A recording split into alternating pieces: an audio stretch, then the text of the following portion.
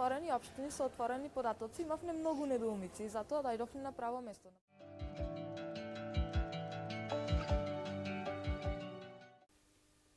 Разговараме со извршната директорка на заедницата на единици на локална самоуправа Душица Перишич. Денешна наша генерална тема е децентрализацијата. Што досега е направено во изминатите 2 децени, со што се соочи општините, поточно со што се соочи ЗЕЛС и како напредуваат општините на патот до конечна децентрализација со цел да добиеме крајно ефикасни општини од типот на оние кои функционираат успешно во европските земји, бидејќи очигледно европскиот за нас е секогаш модел за добро функционирање. Добар ден, да посакам на почеток и генерално, вашата оценка. Како, до каде е процесот на децентрализација во нашата држава? Кога почна да се зборува за процесот на децентрализација, тоа беше 2002 година, во јануари, кога се донесе новиот закон за локална самоуправа, кој во својот член 22 јасно ги опишуваше насоките во кои ќе биде извршена децентрализацијата. Значи, очекувавме многу. И јас, како вработена у ЗЕЛС, тогаш никој од колегите уште не беше вработен, и општините кои во тоа време, ограначалниците кои управуваа со општините и вработените од општините. И очекувавме дека секој нов закон ќе ни донесе нешто дополнително. Негде во 2007-2008 година се сеќавам на различити интервјуа кои ги дав, ја велев дека ова е фантастичен процес на децентрализација заради тоа што за толку кратко време успеавме да постигнеме нешто што дури ни една Франција го нема. Бидејќи претходно имавме општини како англиски кралици, односно имаа титула, имаа круна, но немаа никаква надлежност.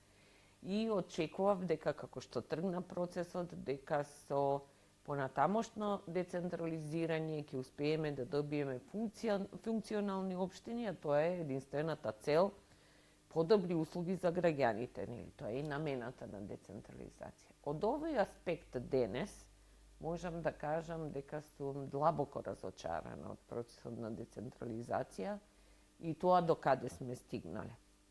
Земајќи во обзир дека пред отцепувањето на нашата земја од старата држава сме имале најдецентрализирани општини во Европа, каде што болниците, судовите, полицијата, универзитетите, училиштата, све било под локална самоуправа, каде у суштина сме имале као мали државички на локално ниво, каде се било управувано од еден центар, односно од општината, централната власт немала толку можност да се вмешува во тие процеси. Дојдовме на дередже да глумиме англиска кралица или после тоа на лажичка да ни даваат одредени надлежности, а на капки финансиски средства. Тоа и беше причината зашто од 2018 година се сретнавме, цел управен одбор на ЗЕЛС, се сретна со тогашниот премиер Заев и рековме, добро, кај застанавме со децентрализација, предолго тапкаме во место и ништо ново не се случува. И тогаш се договоривме да се формира една работна група составена од наши представници на ЗЕЛС и представници на владата, кои што ќе го трасираат патот кон понатамошен процес на децентрализација. Согласно работите кои што се одвива во таа работна група, се трасираше патот во повеќе смерници, пред се во децентрализација на социјалната грижа, затоа што не е нормално дека министерот од Скопје може да знае во Ресен кој седи на улица, кој е тепан, што се дешава, и беше пологично дека службите од општините заедно со градоначалникот би имале подобар увид во тоа. Затоа и прва на списокот ни беше социјалната работа како надлежност која треба да се децентрализира. Потоа одредени области како што се шуми, пасишта, потоа водостопанствата кои што се уште имаат голем судир со локалната самоуправа баш заради тоа што надлежностите се чудно поделени. Потоа сакавме да се формира општинска комунална полиција, која што ќе може во секој момент да воведе ред, да изгаси гласна музика, да напише казна на паркирано возило и многу други работи за кои што баравме дополнителна децентрализација и некако работите тргна сосема во правец во кој што ЗЕЛС посакуваше, се до моментот дур не почна и избори, ми се чини се најавија 2019, 2020 почна короната и целата работа застана тука. Неизбежно е политичкото прашање кое добива политичка димензија, меѓутоа зборуваме за политики на живење, не зборуваме за партиски плурализам, но зборуваме за рефлексиите на плурализмот. Колку промената на градоначалниците, тоест промената на локалните гарнитури на изборите, влијае врз успорувањето на процесот на децентрализација. Јас сум 22 години извршен директор на ЗЕЛС. Значи се сменија, ова ми е 6-та гарнитура на градоначалници, а влади кој знае колку во овие 22 години. Така да најверојатно има некакво влијание, и најдобра опција е да се и централната и локалната од иста политичка партија, тогаш работите одат многу побрзо се договараат и се останат. Ние вчера имавме управен одбор во Валандово, кај нашиот подпредседател, и таму дефинитивно го усвоивме текстот на меморандумот за соработка, кој треба да го подпишеме со владата во наредниот период, очекувајќи дека, бидејќи имаме еден од 5 март 2023 и сакавме да направиме нов со кој што и владата ќе се обврзи дека ќе продолжи со процесот на децентрализација, а особено со финансиска децентрализација, па од која ќе го подпишеме, се надевам дека ќе има и некаков друг тек. Иначе, политички судирања и неразбирања постојат цело време. Јас се сеќавам кога дојдов 2001 година, тогашната влада донесе одлука, бидејќи беше поинаков систем на финансирање, донесе одлука за распределба на вишокот средства собрани од единиците на локална самоуправа, тогаш има ограничени буџети и ги подели точно само на општините кои им се од нивната политичка партија. 2022 се смени владата, направија поделба сосема супротна од онаа што беше 2021, што значи секој си дели на своите и тоа без око да им трепне. Фала Богу, тој начин го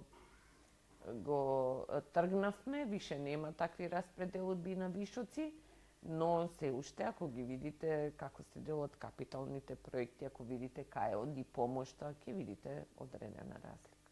Како може да се нивелираат овие, да се ублажат поточно ваквите постапки, да се нивелира едноставно секоја општина во зависност од својот број на жители, да може да одговори на... Тоа е еден од предлозите што ЗЕЛС ги има дадено и се во нашите систематизирани ставови. Бараме капиталните дотации да се трансферираат во ЗЕЛС и ЗЕЛС да ги дели. А ние внатре ќе најдеме формула по која. Само еден пример ќе ви кажам. Значи, 2005 година, кога ја превземавме надлежноста за образование, тогаш не беше трансфериран фондот за исплата на плати на вработени во училишта, туку само грејење, струја, вода и останато. Средствата кои ни ги префарли централната власт беа за околу 40-45% помалку од тоа што они го трошеле за истиот дел од работа, за истата насока, иако согласно повелбата за локална самоуправа на Советна Европа јасно вели: ниту едини денар не смее да биде помалку тоа што ќе им се префрли на општините за практикување на децентрализирана надлежност. Значи, маки, се изнамачивме тогаш. Сега, училиштата ги најдовме во катастрофална ситуација. Значи, училиштата беа во распадна состојба. Имаше нон-стоп емисии на телевизии кои што кажуваа какви се условите за учење, какви се тоалетите во училниците и слично. Но општините решија дека ќе ја подобрат таа работа и удријат бркање по донатори, барање средства од разни страни, да колку толку ја подобрат ситуацијата во училиштата, бидејќи нели наши деца учат таму. Согласно закон, капиталната инвестиција за изградба и реновирање на училишта е во рацете на централната власт. Централната власт даде многу малку или ич средства за оваа намена. Се што се направи со донации и со лични средства на општините, мислам средства кои припаѓаат на општините, за да се овозможи децата да имаат пристојни услови за живење. Тоа е една од причините. Истото е со градинките. Видите ситуацијата со пожарникарите. Значи, возило од 50 и некоја година, униформи кои што се во распадна ситуација. Иако треба да има одреден број на пожарникари согласно бројот на жители, тоа е законска одредба, не го измислуваме ние тоа. Штините имаат многу помалку него што е потребно и утре не дај Боже да се деси нешто кој ќе биде виновен градоначалникот.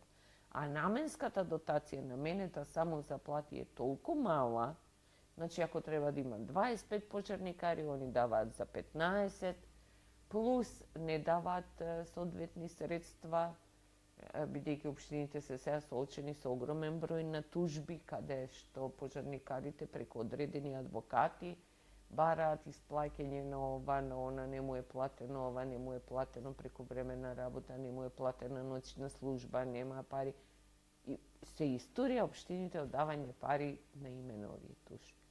Како да се решат овие проблеми, а да сите сервиси да бидат во функција на граѓаните на локално ниво?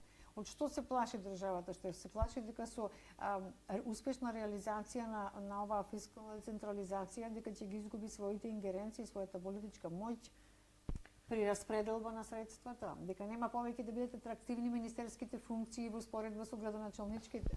Јас дефинитивно не знам од што се плаши централната власт, тоа мора они да ви одговорат, меѓутоа не ја разбирам, не го разбирам тој страф.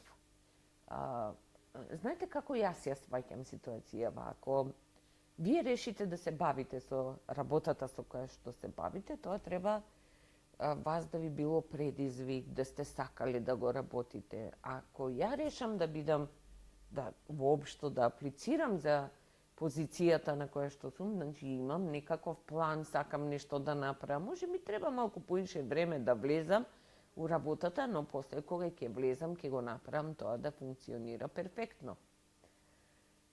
Затоа се чудам, зошто министрите пред да станат министри, директорите пред да станат директори, градоначалници пред да станат градоначалници, не си ги исчистат своите визии, не си ги измерат своите можности и решат дека доста патеше народот во оваа држава 30 и кусур години, дај да го направиме малово земјиче да биде најубаво во регионот.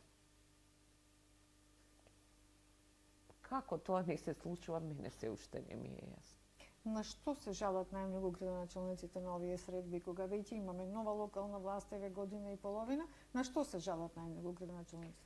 Па можам да кажам дека оваа локална власт во последните година и пол до јануари годинава беше преокупирана со електронската криза, електричната криза. Односно со превисоките сметки, енергетската, со превисоките сметки за електрична енергија, со превисоките сметки за горива, со превисоки сметки за јавните предпријатија за снабдување со вода и одводување на вода, превисоки сметки за улично осветлување, превисоки сметки за училиштата и градинките. И ние минатата година имавме 11 седници на управен одбор, што никогаш не се случило. И на сите 11 една од главните теми беше токму таа. Сега што мене не ми е јасно, или па не разбирам, нели како треба да разберам. Значи, ние имаме ситуација каде регулаторната комисија за енергетика носи нов тарифник, имаме закон за комунални такси, кој што јасно вели во член 20 за тарифа 10 дека уличното осветлување се плаќа по 25 киловат часови од секое броило. По цена за улично осветлување. И сега цената за улично осветлување е далеку од онаа која била пред да почне енергетската криза. ЕВН се уште исплаќа по таа цена на општините и они ако до вчера плаќале $1.000.000 за улично осветлување, сега треба да платат 8 или 9 милиони. Се жалат градоначалниците дека тоа што им е планирано за цела година, они го трошат за месец до месец и пол. Па нели е тоа чудно, нели некој... Значи имавме средба со вице-премиер и со еден куп министри, имавме средба со премиер и со еден куп министри, имавме средба со министер за финансии. Значи, 3 средби, не е дека не е тоа покажано, докажано и укажано, дека е голем проблем. Па, фала Богу, централна власт се смилува и дозволи училиштата до крај на април да бидат на таа тарифа која што се однесува на мали бизниси и јавните предпријатија за снабдување со вода, но уличното осветлување го остави по стариот терк, што и понатаму продуцира загуби кај општините. И они се снаоѓаат сега. Правиме разни состаноци со РКЕ, со Централен регистар, изнаоѓаме начини како може да се формира некакво акционерско друштво во рамки на општината кој ќе се бави со производство на електрична енергија од обновливи извори, како да се регистрира, како да добие сертификат, односно лиценца за работа. И неколку општини веќе го тераат тој процес. Факт е дека енергетската криза предизвика сериозни турбуленции и дека навистина се остри критиките на опозицијата во локалните совети на граѓаните. Во овој случај дури има случаи каде има обиди регистрирање на одредени правни субјекти, еве конкретно за улично осветлување, за решавање на овој проблем. Има сериозни проблеми на адреса на градоначалниците и критики, бидејќи тие на таков начин се обидуваат да заработуваат.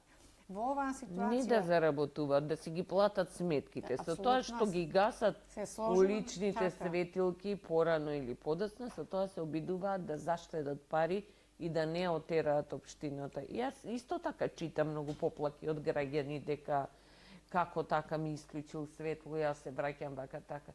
Која е другата работа што може да се направи? 6 пати да ги покачиме тарифите што ги плаќаат секој граѓанин за улично осветлување, па Кој е начинот да се информира јавноста за да може реално да се прифатат сите промени кои следат како тренд во светот? Зголемување на цената на водата, зголемување на цената на одведувањето на водите, на уличното осветлување, значи станува регулаторна комисија, како што кажавте, ги дефинира тарифите. Да. Изборот на општината е во која на таа линија кој дел ќе го избере, најниската, највисоката, средна цена, така?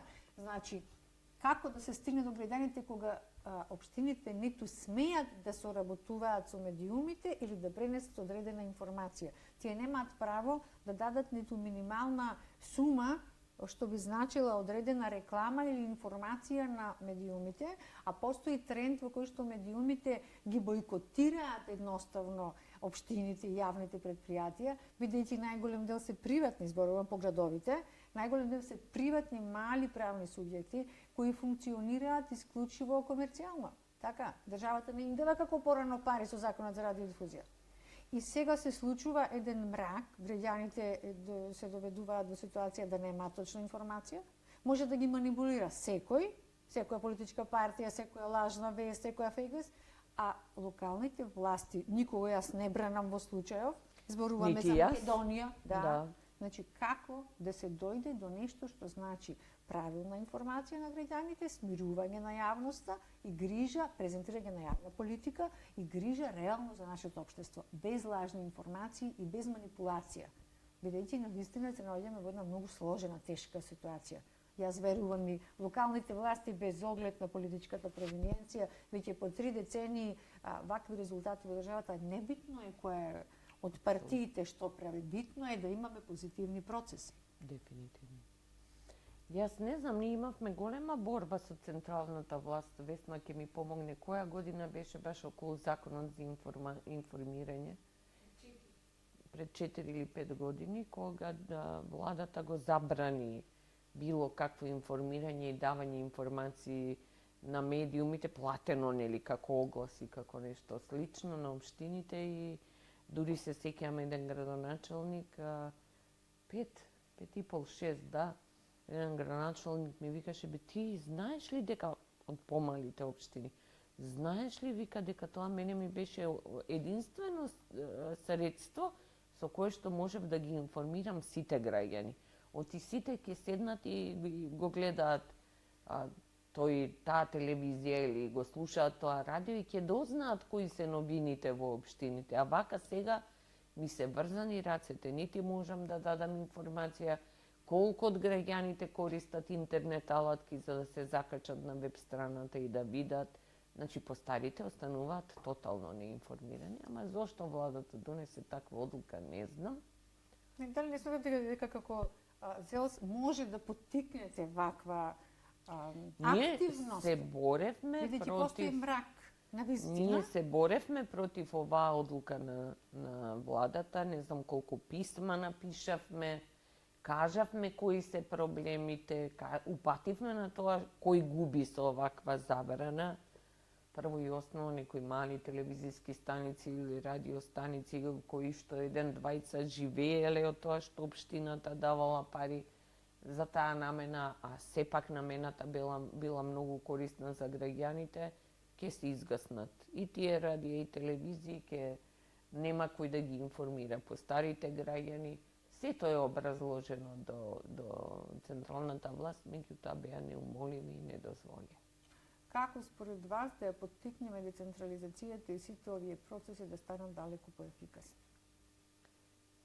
Па, излезот и решението е едно, да се продолжи со процесот на децентрализација, да се даде повеќе финансиски средства на општините, бидејќи реално е дека имаме најсиромашни општини во Европа. Можда и пошироко не сме правеле анализа дополнително, али се толку мали средствата со кои што располагаат општините, па плюс кога ќе се случи некој ваков гап како со електричната енергија, не знаат кај попрво да ги пласираат средствата.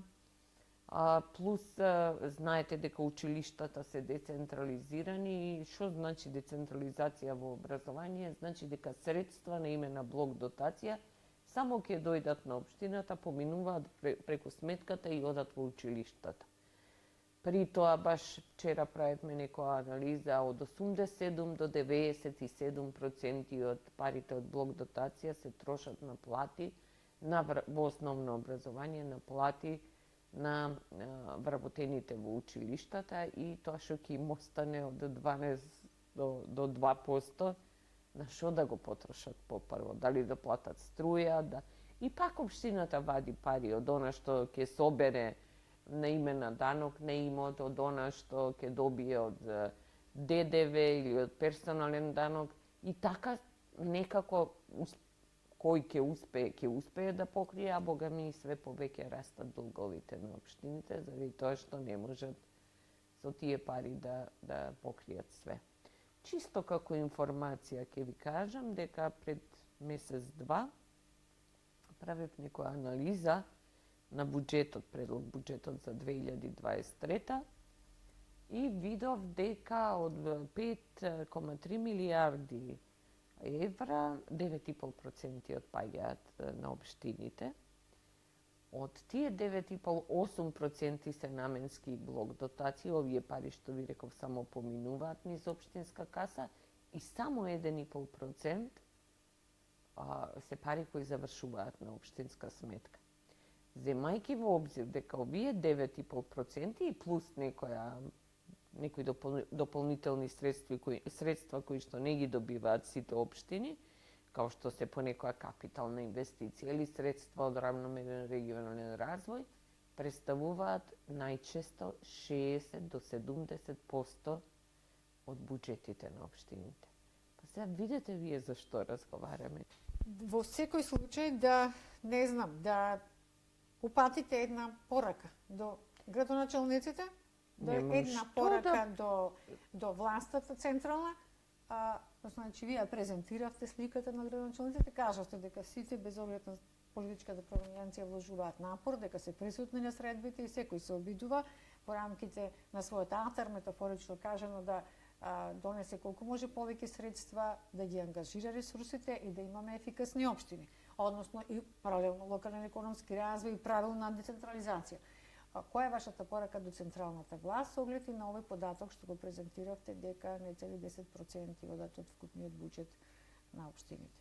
Значи, јас немам порака за градоначалниците и презадоволна сум од секој состав на градоначалници. Вчера имавме седница на управен одбор и тоа бевме кај подпредседателот во Валандово и кога ќе ги видите сите седнати така на седница на управен одбор, јасно ви е дека се градоначалници, а не знаете кој од која политичка опција доаѓа, заради тоа што она заради што јас го сакам ЗЕЛС, овде нема политика.